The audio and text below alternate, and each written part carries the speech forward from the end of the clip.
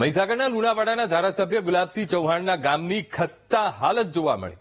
વિરણિયા ગામે માદરિયા ફળિયા જવા માટે રસ્તો જ નથી અને રસ્તો ન હોવાથી પાણી વચ્ચેથી ચાલવા સ્થાનિકો મજબૂર બન્યા છે. 72 લાખની ગ્રાન્ટ અપાઈ છતાં રસ્તો ન બન્યાનો સ્થાનિકોનો દાવો છે. સ્થાનિકોએ સોશિયલ મીડિયામાં વિડીયો વાયરલ કર્યો છે અને આ વિડીયોમાં એ પરિસ્થિતિનું વર્ણન કર્યું છે કે કેવી પરિસ્થિતિ એ ગામના લોકોની સર્જાઈ છે. રસ્તો તો છે જ નહીં, જેના કારણે કેટલી પારાવાર મુશ્કેલી વેઠી રહ્યા છે. સ્થાનિકોએ પોતાની આ પીડાનો વિડીયો એ બનાવીને વાયરલ કર્યો છે. ધારાસભ્ય ગુલાબસિંહ ચૌહાણનું આ ગામ અને તેમના જ ગામની આ ખસ્તા હાલત છે.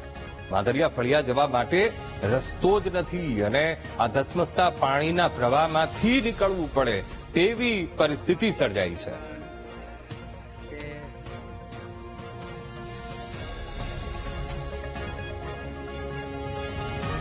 તો આજ મુદ્દે સંવાદદાતા વિશાલ ફોનલાઈન પર જોડાઈ ગયા છે. વિશાલ, હવે આ તો ધારાસભ્ય ગુલાબસિંહ ચૌહાણનું વિરણિયા ગામ અને આ વિરણિયા ગામની આ પ્રકારની દશા. વિશાલ, જી અંકુર, ખાસ કરીને જો વાત કરવામાં આવે તો જે રીતે ગામમાં કેટલાય ગામો એવા છે હજુ પણ કે જે વિકાસ ઝંખી રહ્યા છે, જેમાંનું એક આ વિરણિયા ગામના આ દ્રશ્યો સામે આવ્યા હતા.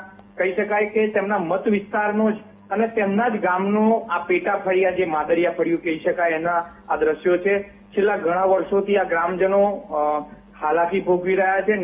3 વર્ષ અગાઉ તો જે નાડું તૂટ્યા બાદ આજ દિન સુધી ત્યાં નાડું પણ બનાવવામાં નથી આવ્યું અને અત્યારે આ જોખમી ચોમાસામાં આ જોખમી મુસાફરી કરી રહ્યા છે. બાળકો સહિત જયારે અહીંયાથી પસાર થતા હોય, અત્યારે પાણી જે ઓછું છે તે છતાં પણ ત્યાંથી ગ્રામજનો આવા જોખમી મુસાફરી કરવા મજબૂર બન્યા છે. ત્યાં સામેના ફળિયામાં 100 થી વધારે જે લોકો જે રહે છે તે લોકોને આવવા જવા માટે એક જ આ રસ્તો છે.